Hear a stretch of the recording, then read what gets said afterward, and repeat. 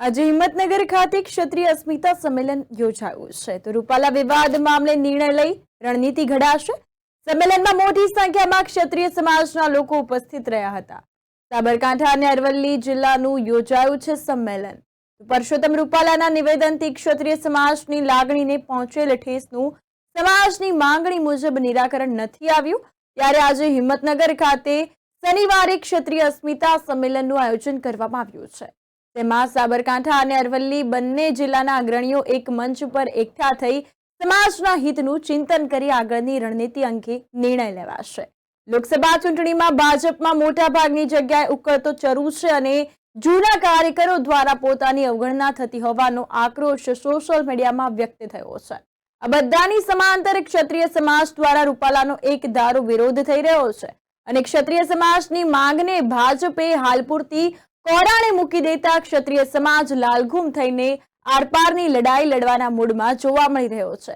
Himmatnagar Idar road પર આવેલ Saptashrungi party પ્લોટમાં આજે શનિવારે સવારે 11 કલાકે સાબરકાંઠા અરવલ્લી ક્ષત્રિય સમાજના બેનર હેઠળ બંને જિલ્લાના અગ્રણીઓ વિવિધ સંગઠનોની બેઠકનું મનહરસિંહ ઝાલા, દેવેન્દ્રસિંહ પરમાર, ભૃગવેન્દ્રસિંહ કુંપાવત સહિતના અગ્રણીઓ દ્વારા આયોજન કરવામાં આવ્યું હતું, જેમાં હાલની સ્થિતિમાં ક્ષત્રિય અસ્મિતા માટે શું કરી શકાય તેની ચર્ચા કરી નિર્ણય લઈ આગળની રણનીતિ ઘડવા નિર્ણય લેવામાં આવનાર હોવાનું જાણવા મળ્યું છે।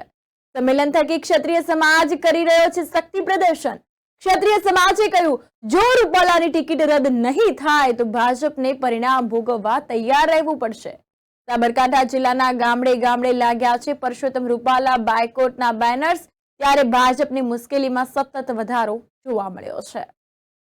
આજે આ બેનર જોઈ રહ્યા છો ક્ષત્રિય અસ્મિતા સાબરકાંઠા અરવલ્લી સમાજ દ્વારા એક કાર્યક્રમ યોજ્યો છે કે પરસોત્તમ રૂપાલા દ્વારા જે બહેન દીકરીની અસ્મિતા વિશેનો જે ટિપ્પણી કરવામાં આવી છે, કોઈ એક સમાજને રાજી કરવા માટે જ્યારે ભારતીય જનતા પાર્ટીના કાર્યકરોની ચર્ચા કરવામાં નથી આવી રહી, કોઈ ક્ષત્રિય સમાજની આખા ક્ષત્રિય સમાજની અસ્મિતાની લાગણી દુભાય એવા કાર્યો કરવામાં આવી રહ્યા છે, એવી સ્પીચ આપવામાં આવી રહી છે, ત્યારે અમારી લાગણીને ઠેસ પહોંચી છે અને અમારો સર્વેનો એક જ પ્રયાસ, એક જ વિનંતી, એક જ ટકોર છે કે પરસોત્તમ રૂપાલાની ટિકિટ પાછી ખેંચાય।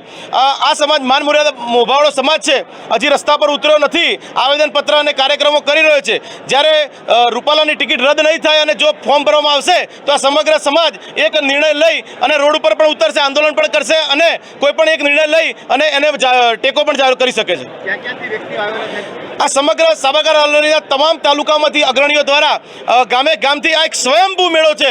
આ કોઈ પૈસા આપી કે ઇકો ભાડે કરી, ટ્રકો ભાડે કરીને સંખ્યા લાવવામાં આવેલ નથી। આ એક સ્વયંભૂ મેળો છે જે બહેન દીકરી અસ્મિતાનો પ્રશ્ન આવ્યો છે ત્યારે લાગણીસભર આ સંખ્યા જોવા મળી રહી છે। જી ચોક્કસ, અત્યારે 12,000 ખુરશીઓ અમે મૂકી હતી, એ પૂરી ભરાવાઈ છે અને તથા બધા ભાઈઓ ઉભા રહેવાનો પ્રયત્ન કરી રહ્યા છે। સમાજનો પ્રશ્ન છે ત્યારે થોડી તકલીફ પણ ભાઈઓ વેઠે છે।